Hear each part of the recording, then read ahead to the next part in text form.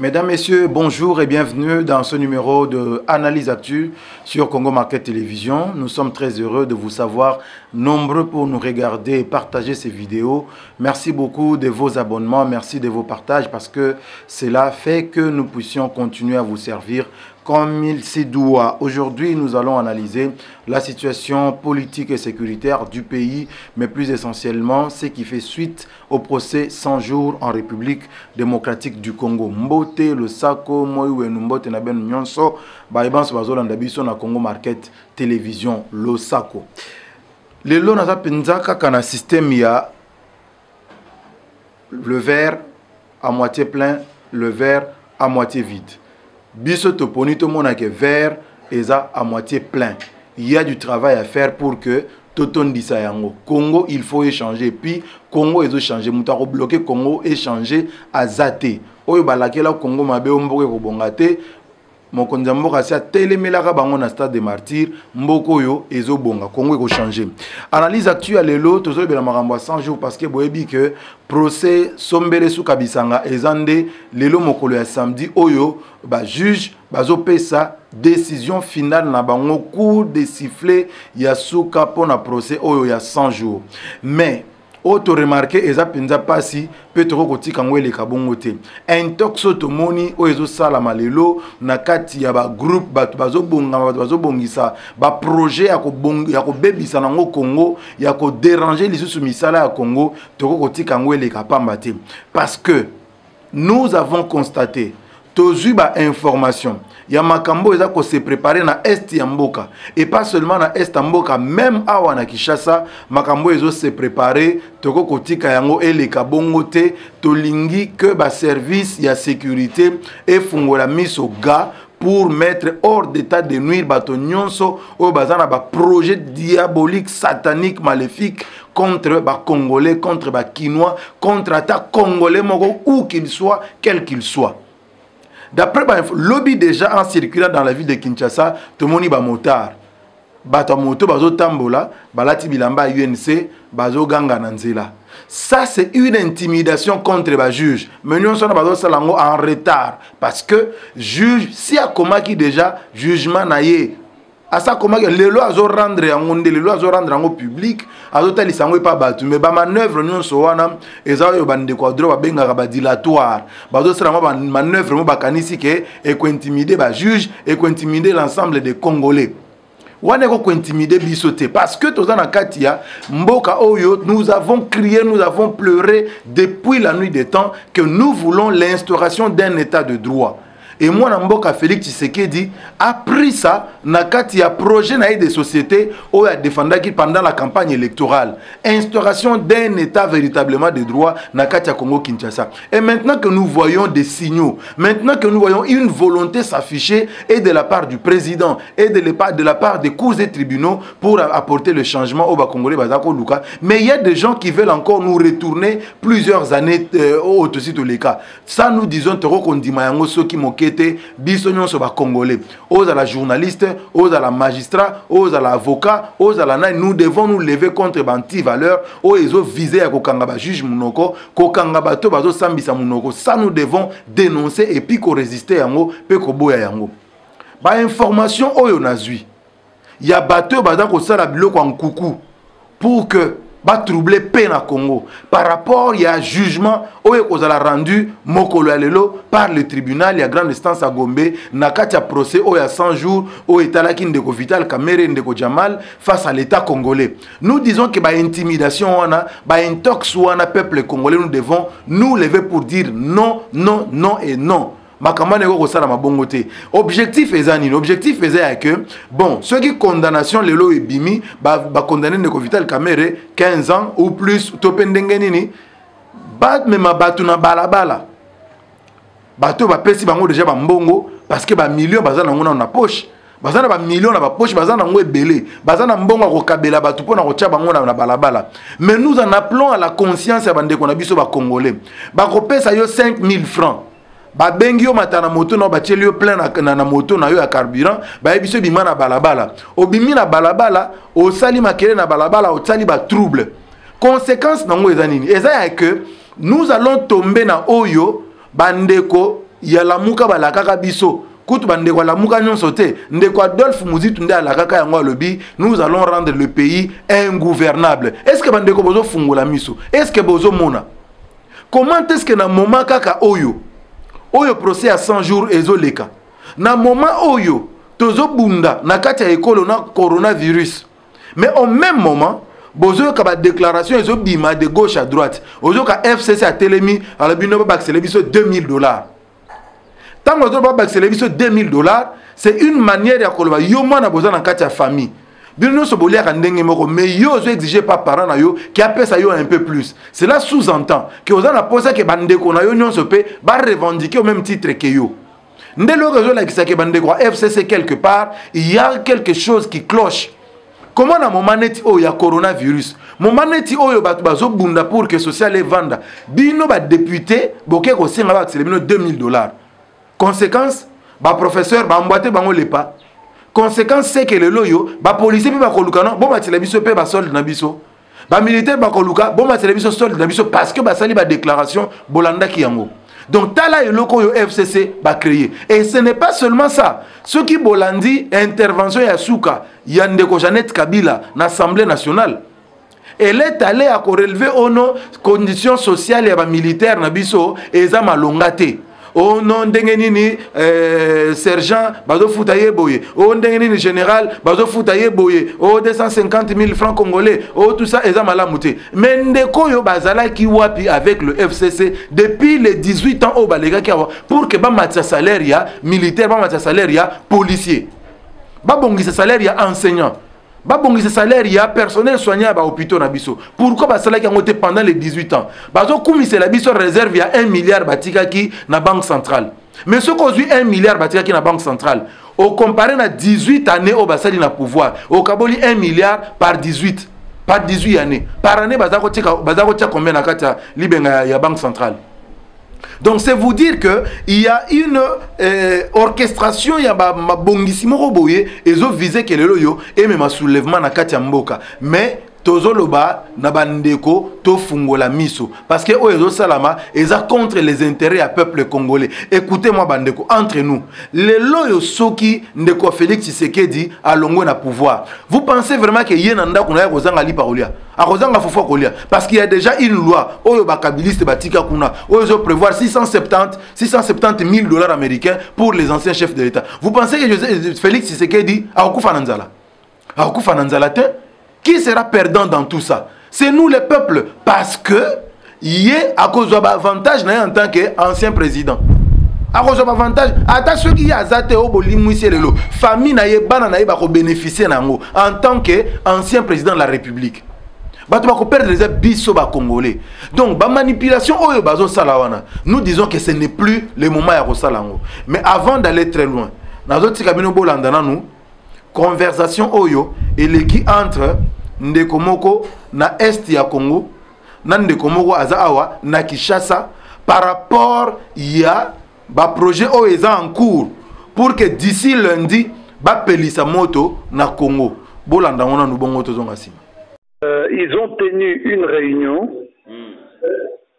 et ils ont dit que à partir de lundi, donc si ta mère est condamnée, ils donnent aux Kassaïens une semaine pour libérer la ville et ils vont commencer à les éliminer.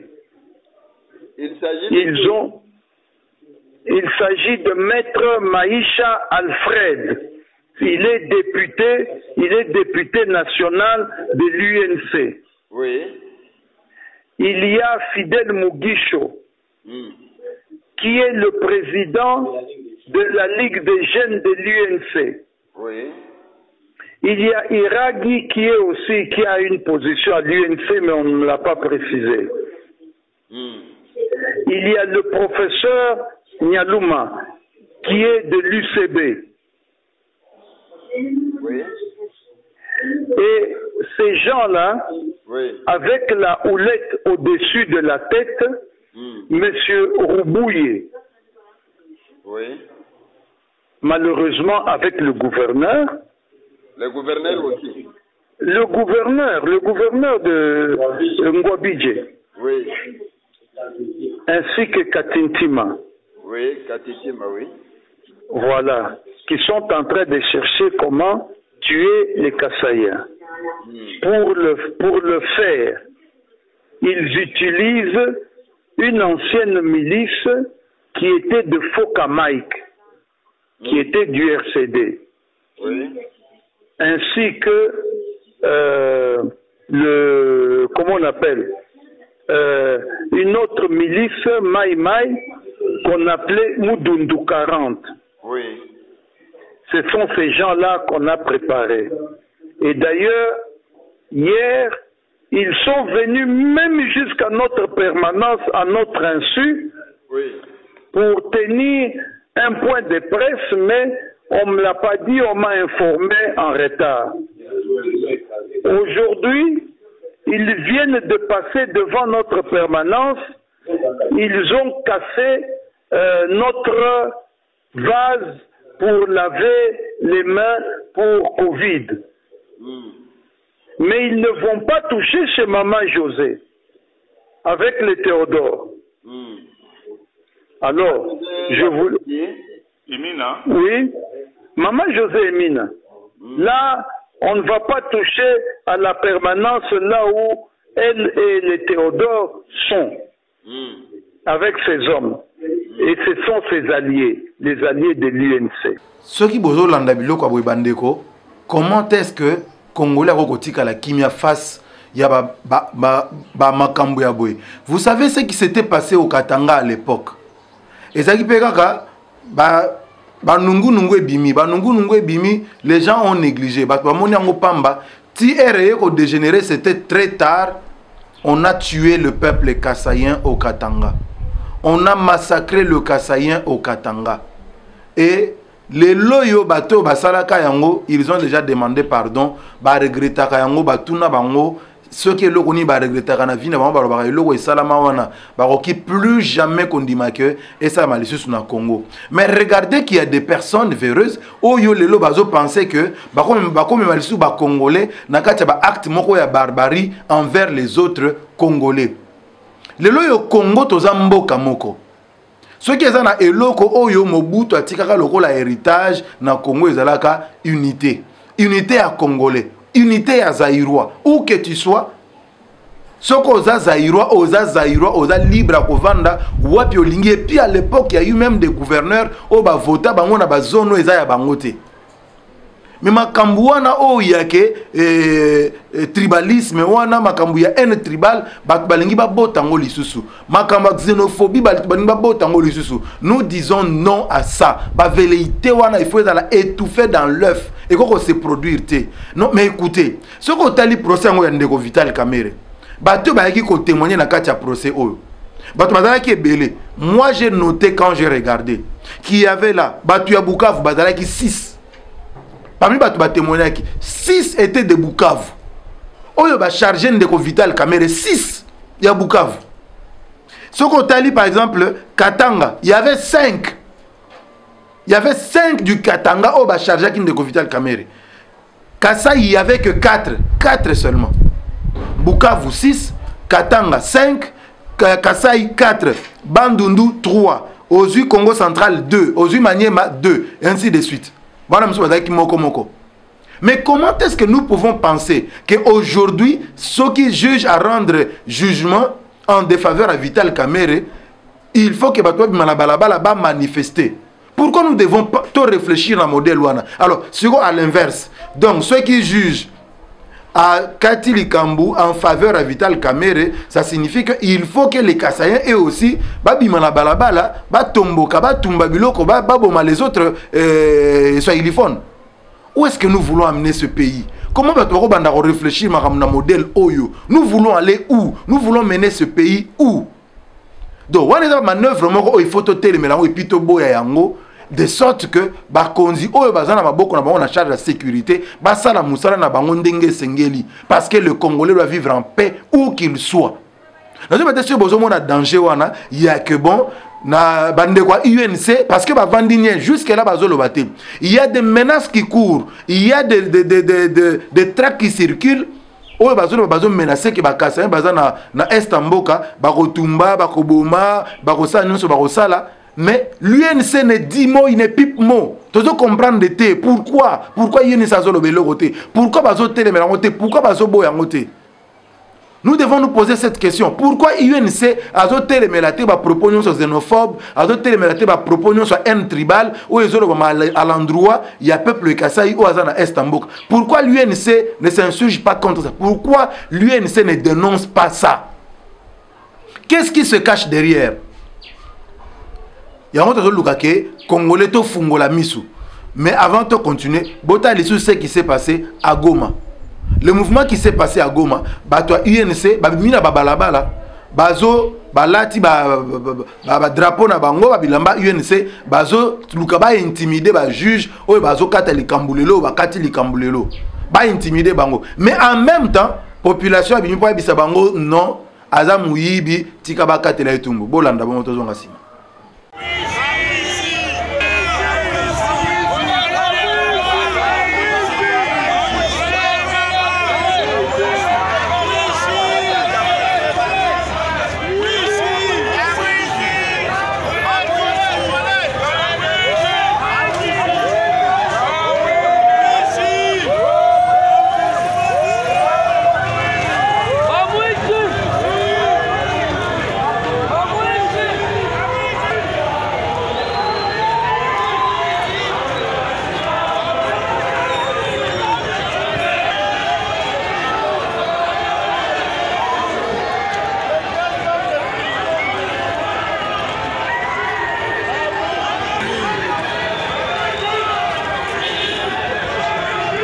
Bande konangai tant il y a intox ezali susute. Tant il y a des informations ezali susute pour na koumba ba congolais, kokumba bango konya bango na ba makambu moko boye o ezanga mutuna makolo. Bande ko ba congolais photo telemela makambo yo. Comment ba ko latsa au t-shirt? Comment ba ko memisa au drapeau ba tambusho na balabala o matili kolo moto pour défendre l'indéfendable? Il faut te fungola miso à un certain moment. Tozolo ba ke makambo yo il faut ici là. Ce qu'on tali procès et leki na ndenge ya kimia. Makambo c'est leki na molongo. Bato balandi numéro ya suka ou toto sala wa ya analyse. On a démontré que makambo ya détournement na makambo vol ezandenge mon côté. Il appartenait à ba avocat ya ndeko Kamere ya ko plaider pour que ba juge va prendre en compte. Mais oye salami ezaki ya ke ba avocat yandeko Vital Kamere bazako lukande ba convaincre l'opinion. On dirait bazolo ba libo na kati ya émission, on dirait bazolo ba libo so à TV pour ba convaincre bato bazolo landa bango na est, bato landa bango na Kisasa un peu partout. Non, il était question à convaincre le juge par les arguments. D'abord ba ye ba lobi ononte toko sambate parce que oh inconstitutionnalité au boyna boy. Ba komi mukanda ba saisir cour constitutionnelle pour inconstitutionnalité, il y a bitumbo ba linga pesa na bango. Cour constitutionnelle a komeli mukanda et pas ya greffe na tribunal la grande instance à Gombe. Oba senga dossier wane mata. Greffe a lobi na bango que tokoki kotinda lisusu dossier kuna te parce que bozalaki na délai o to tinda ki yango bosengela ki bosenga dossier. Mais le quoi bosenga ki yango te dépasser les 48 heures, toza en incapacité à ko transférer bino dossier wana. Manœuvre zalaki ya que tant on va transférer le dossier à niveau cour constitutionnelle, ça là pour que empêcher verdict bimaleloté. Mais nous sommes et simbité bande konanga. État de droit il faut encourager il faut soutenir l'état de droit parce que eza salut ya mboka oyo. Mboka oyo peut être les maisons sengake justice etelema et ça la musana ngondenge sengeli pour que enseignant finalement fouta ma bien. Parce que boyebi ke bambongo ebele bazako bano bazo futa ba enseignant mbongo zo bimana budget à l'état mais mbongo wana ezako kendela ba poche bato bozo mona ka immeuble moko boye bandi soki bandi 3 mois après immeuble sili vitesse zo ke no moni ke ba immeuble mikolo ba vitesse ekiti ya soko tali ba immeuble ezako tonga na ba vitesse wana mikolo ba vitesse wana ezali sute et comme ça rasima et comme il a compliqué.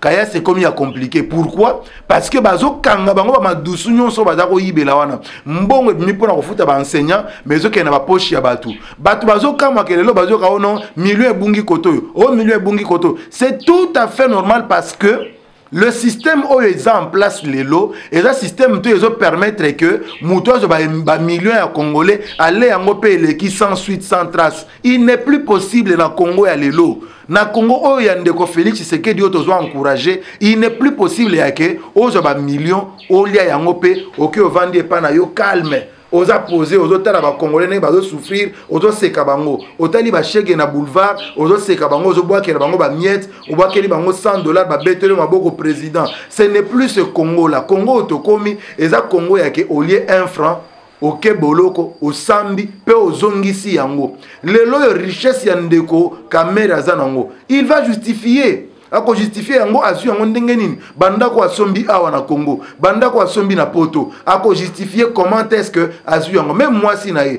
babi ono asombaki na 2000 soki 19 soki 2000 kingandi ce n'est pas notre affaire soka justifier liboso ya l'état keza mbongo na ye ya ba commerce na ye là n'est pas notre problème mais tout ce qui est lié na mbongo dimaki pona kotongela ba policier bandako kotongela ba militaire bandako mbongo wana soki kaka ekotaki o ba sombaki ata moi next moko o asombaki ata moi mabele moko na kinkole il faut l'état congolais à récupérer yango c'est ça l'état de droit bandeko yango ndeko sala que makambo ebonga na Congo tokomi na suka ya analyse na biso moko lelo merci beaucoup na bino nyonso abonnez-vous massivement partagez émission oyo kimia za na mabota na bino nkolo pambola Congo contact na biso +243 97 1516 ciao.